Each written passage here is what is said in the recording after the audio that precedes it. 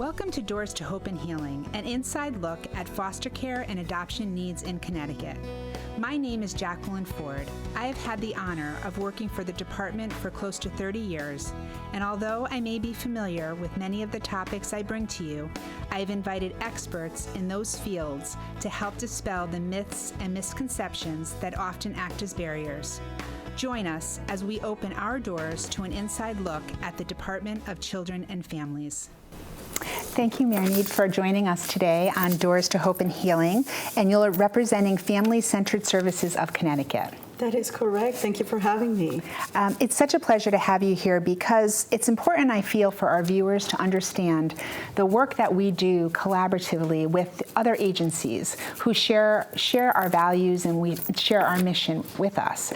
So I think it's so important where we invite our different community providers onto our set and we talk with our viewers about the work that we do. Before we get started and talk about your position at the agency, can you tell us what the vision and the mission is of your agency? Yes, to serve as many families in the community with a view on cultural competencies. So you're working with families in the community, and how far does that community reach? We serve the New Haven County, and we have about 12 different programs within our agency, serving children from birth to literally 20-something years old, as well as their parents, in a broad capacity, from parenting to clinical to victim advocacy to serving in the schools to the medical side of things to substance use. Those are some to mention. So your agency really values just the way families live and breathe and function in our communities. Absolutely. So how long have you worked for FCS? In April, it's going to be 3 years, and I'm excited to celebrate that anniversary. Doing this type of work, I've done it for over 5 years now. And do you find it rewarding? It is extremely rewarding. It helps to build the empathy level, I guess, that we have as well. So yes. It is amazing. I can imagine that it is. So talk to us about the program that you work for. What's the name of that program? Abbreviation, FBR, which stands for Family-Based Recovery.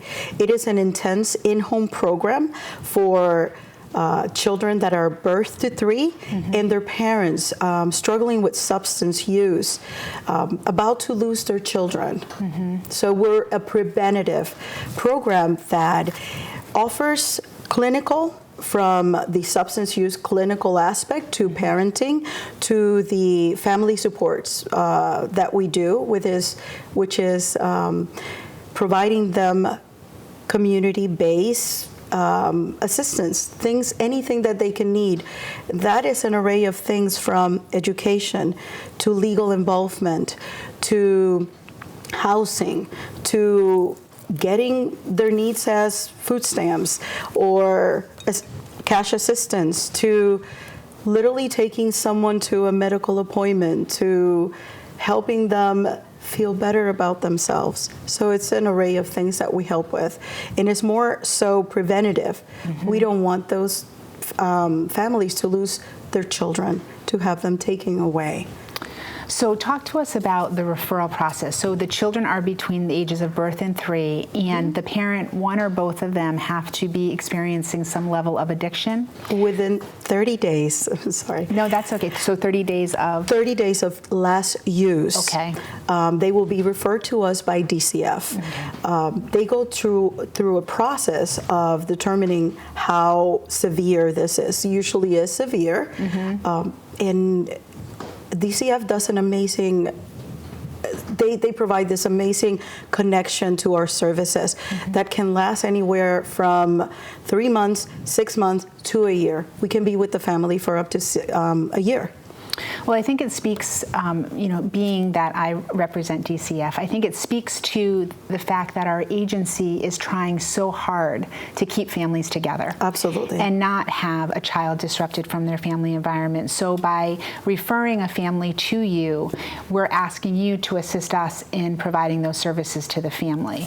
So explain what a typical day would be. So we have a referral received, you're accepting it. Now, do you have the discretion of accepting cases, or is that that the expectation that if DCF refers a family to you, that you automatically accept that case?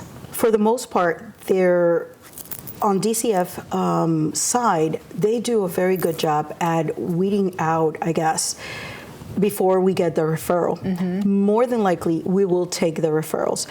Sometimes there are referrals that have been difficult for us to accept. A lack of involvement would prevent that. We will give some chances, but sometimes it's hard. But for the most part, we accept most referrals that come from DCF. And every day for us, because there's 3 of us in there, actually 4, there's a supervisor. And the supervisor, along with a substance clinician, along with a parent-child clinician, and me, the family support specialist, will go to someone's home for an intake. And we'll have them sign all kinds of paperwork and explain the program to them. At first, they're hesitant. Unfortunately, there's a stigma with DCF. Sure. They're coming to get my children, and it's a horrible stigma. I've seen it on a day-to-day basis. DCF is there to help. They don't want to take children away. It is disruptive. Does the family understand, though, that DCF is implementing this service so that the family can stay together and this is an opportunity for them to stay together? Because they have to have an open case with DCF at the point of referral. Correct. They absolutely do. We get a lot of, I'm not too sure of what this is. I know DCF said that we had to do this. So this is where we come and explain the program, and we tell them we're working with DCF. We're the eyes of DCF. We're not DCF. That is where we separate a little bit. We communicate constantly with DCF on participation, on attendance, on the substance use screening, which we do every single time that we meet with a client. We meet with this client 3 times a week, 1 each person. And then we let DCF know how the client is doing. So when you say 1 of each person in your team, 1 of you meets with the family. So they're getting that support 3 times a week. 3 times a week. And what, aside from the assessment that you do each time, what other programs do you offer when you're in the home, or what other types of supports and services? There's a lot of therapeutic assistance or clinical with the substance. One specific person is helping that client one-on-one with the whys, the hows, and offering some coping tools moving forward. The other person doing the parent-child aspect of it is not coming into the home trying to tell them how to be parents. They're the experts. They know their children better than we do. We observed and we give additional tools. My job as the family support specialist has a little bit more broad spectrum. I can help with housing, with education, with any questions regarding legal involvement, with getting assistance that they didn't know they were qualified for, with Social Security, with the Department of Social Services, WIC, all of those things. I hear them. I listen to what their needs are, and I start jotting down. And from there, we develop a plan of care. And so it was an expectation of your program and the referral that DCF makes that the parent that is abusing substances is involved in an outpatient treatment program? Correct. This is usually perhaps the last straw before DCF says we would have to remove the children. They're in danger of neglect, and that is prior to that. So they do, a lot of clients take full advantage of this program because no parent wants to lose their child. No, so you're absolutely right. they work hard. Most do work hard in the program. And the programs that they become involved in, the substance abuse programs, and you help with the referral and the intake in that as well? Absolutely. In the beginning, hand in hand with DCF and their expectations, sometimes they're court mandated. If you don't do a program, these are the consequences. So it's yeah. almost a part of their service agreement or their specific steps with us. Absolutely. That they need to do what they need to do to keep their family together. Yes. Similar to what we implement in a child being reunified back to the home. And this, I think, is so much more powerful because it will often at times stop that whole foster care placement situation from occurring and allowing this family to strengthen in their own home. Absolutely. So after the intake happens and you accept the family's referral and you begin working with them, what is a typical week like in that home? You know, the times of the visits during the day, are they scheduled? Are they unannounced? We don't do any unannounced. We definitely schedule, and we try to accommodate the parent and meet them where they're at. The majority would tell us, hey, mornings work best for us, or afternoons. If someone works, we would even meet them in the community. So a typical week for us, let's say we'll meet a Monday, Wednesday, and a Friday. And one each, the clinician, the substance use clinician, the parent-child. The substance use clinician is definitely going to focus on the whys, get to the bottom of those whys and offer some of those tools. The parent-child often will even sit on the floor with a parent and just enjoy the different things that are happening and point out. Sometimes as parents, we are so busy, we're so tired, we're dealing with so many things that we might miss these little things. Sure. Baby steps, literally. And we'll enhance that so that the parent can enjoy and say, hey, I'm doing a good job, or look at my child, and remind the parent of what they're doing. And then the substance use is helping them meet their basic needs, which without, nothing else is important. And do you provide any emergency services, like in the middle of the night, if a parent felt like they were in crisis, is there someone that they can call? Absolutely. We have a 24/7 hotline, and we often get a call at 4 o'clock in the morning. I'm struggling. I think I'm going to use. I need help. I'm angry about this. And we help them process that and help out. And do you make a home visit if necessary, or is that intervention on the telephone? Intervention on the telephone. If it was an emergency, we would get 911 involvement. What do you find is the biggest barrier to the work that you're doing with families when you're working with them? Is it relapse? Is it, what do you find is the most difficult barrier when you're working with families? Relapse, not necessarily our barriers. We know that they will happen. So we're there to not make them feel worse, but help them understand that we understand this is happening or this will happen, and walk them through, okay, let's get up. Let's start all over again. It's not the end of the world. You did it for 5 days. Let's try 7 this time, or 10. So we understand that relapses. Barriers could be unemployment, housing.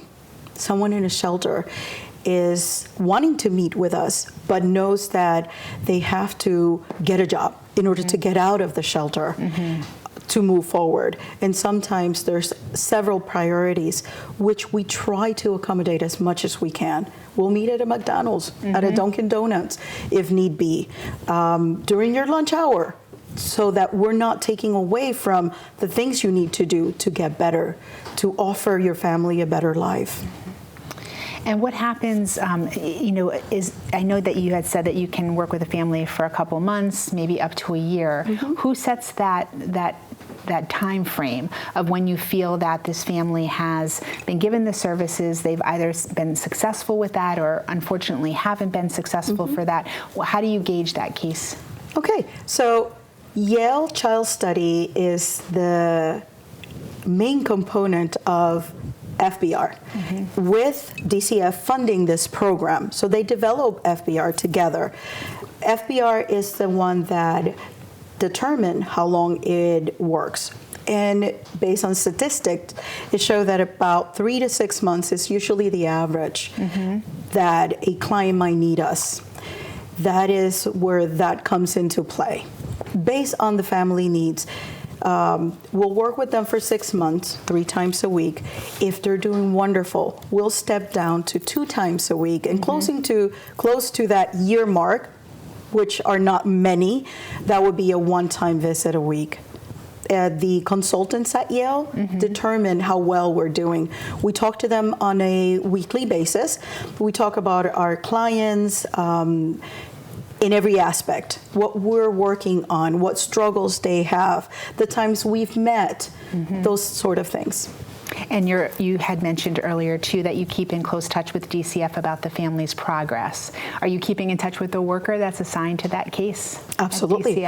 On a weekly basis. We communicate with them, letting them know how often we're meeting, if they've had a relapse, if they're doing wonderful, what are the things we're working on. We let them know on a weekly basis. And once a month, we actually have a hub meeting where we meet with the DCF worker, their supervisor, and the substance use supervisor oversees all of these cases at DCF. So this family really is being wrapped in so much support from the programs that you're offering, as well as having DCF in the home and providing additional services. So it's really giving this family a chance to stay together and be able to not be disrupted in the way they're all living together in that same home. So our viewers always love to hear success stories. Can you share some stories that may be dear to your heart that you've seen this program that you're involved with work firsthand? Absolutely. One of my first clients, I remember when I was in school, I decided I don't want to work with substance use. That was the one thing I did not want any part of. When this opportunity came, I thought about it, and then I said, why not? Let's try this. The first client that I got, I walked in that house, and I felt I walked into a zoo. She had every type of animal in her home. It was very chaotic. She was dealing with so many issues. She was very animated when she described her issues, and I thought, what am I doing here? There's a snake, there's a turtle, I actually wanted to run. And I did not think that I had what it took to work in this line of work. Little by little, I saw, besides all of the issues, and saw the beautiful person that we were working with, understood her struggles and why the substance use. This person became more human to me. And little by little, she accomplished everything that she herself thought would never work. She never wanted to work in a group setting. She didn't think that she can help her children because of her past. All of these things she started doing. She was about to be evicted. We worked very hard for her to find a new apartment, worked directly with housing, with legal aid. Literally, we worked with the school with her, with the hospital, with DCF, hand in hand. And one by one, this person actually finished as one of our success stories in a new place. One of her childs went to Job Corps. She never thought they were study. They didn't want to go to school. This beautiful place, she got rid of the snakes and the other animals, and she just brought a dog. We even helped her to have that dog become a service animal. Wow. So that it would be a legal thing. She got a job, and she started fixing herself, putting makeup when we came. One of our visits, I remember she was really hyper. She was really angry about something that had happened. And I understood she needed to be taken away from her environment. I said, let's go for a ride. We got in my car. We drove to the beach. We sat there and had our visit there.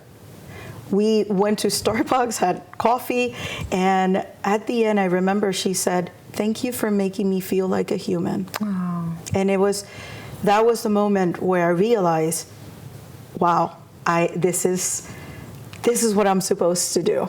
And I loved it. Other stories, I've had clients that at the end, the sad part of it is that we don't hear from them. Happy endings, we're done. Have a good life, we're done. I still have people that send me pictures of their children. Oh. I have people that call me and tell me, I'm still at the apartment you helped me to get into. My child is doing these things that I did not see him being able to do. I'm still sober. Those kinds of things are priceless. It just makes this work real. It sure does. And Yeah. they are human, and they deserve as many chances Absolutely. as they can possibly have. Absolutely. And I believe, Marenid, that you are exactly where you're meant to be, and I think that you're impacting the work and the families that you serve. It's been a pleasure to have you on our show. It goes by very quickly. It We have does. lots to talk about. But next we're going to be showing a video to our viewers about our teens, and they have a message for our viewers about meeting them where they're at, which is something you had said earlier. So thank you very much for being a part of our show. Thank you for having me. Thanks. Appreciate it.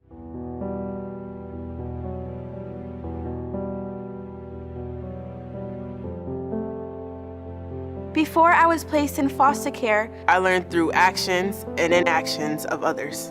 that I was not worthy of love, That I was not worthy of love. that I was not worthy of love or attention. I learned that my needs are not a priority. As a result of that negativity, I experienced insecurity. I want to be accepted by society, but I'm unsure if I have that ability. teach me through your actions. Teach me through your actions. Teach me through your actions that I deserve to be cared about. and treated well. Don't make me feel as if I'm a burden. Remind me that I am here for a reason.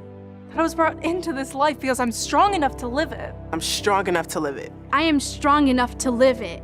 Show me that my presence is a gift. Try Try. to meet me where I am at. Give to me without expecting anything in return. Because I may be too hurt and angry to express appreciation when you're trying to help me. But trust that one day, One day, One day, I will remember that you gave to me. That you gave to me in this way. can you meet me where I'm at? Let me be sad sometimes. give me room to mess up and make mistakes. because mistakes are opportunities. To learn and grow. By forgiving me, you teach me how to forgive. Understand, there will be times I need space from all the voices. To think that they know what's best for me. What's best for me? What's best for me? Remember that I am not a paycheck. I'm a person. Will you meet me where I'm at? Remind me that my past My past, My past, Does not define me. does not define me. help me learn to be helped. Mentor my thoughts. Encourage my ideas. challenge my pushbacks. Laugh with me. Cry with me. Have fun with me. Have trust in me. Ask me these questions. What are my dreams? What is my purpose? What are my talents? How can I help others? Help others. How can I help others? Let me know that you're here to help me reach my goals. And I will become empowered. But first, But first, you have to meet me where I'm at. I long for community and to be connected. Help me with my self-esteem. and help with my other esteem. Which is how I feel about and relate to others. Show me how to see that I am needed in my community. And the world. And see how I can make a difference. See how I can make a difference. See how I can make a difference. You have this gift. Share it with me. Share it with me. Share it with me. Remember that I have lived a different life before I met you. A life you may never understand. I am not asking you to solve all of my problems. Just help make sure Just help make sure I don't have to face my problems alone. Alone. Alone. I am asking you. I'm asking you. I'm asking you. I am asking you to meet me where I'm at. meet me where I'm at. Meet me where I'm at.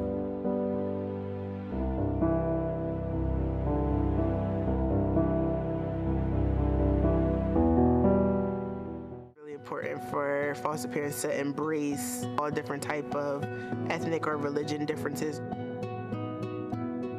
My mom didn't care what color skin I was or where I came from.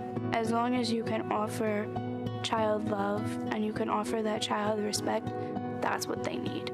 Regardless of your gender, your race, your sexuality, be a foster parent. It's not what a foster home looks like, it's what a foster home can give us. Any home is a good home, as long as there's love and support. If you can provide food and clothes and love for a child, then it's a perfect home. You could make a difference in that child's life, and they could make a difference in your life. I have absolutely no idea what my life would have turned out if I didn't end up in the foster care system.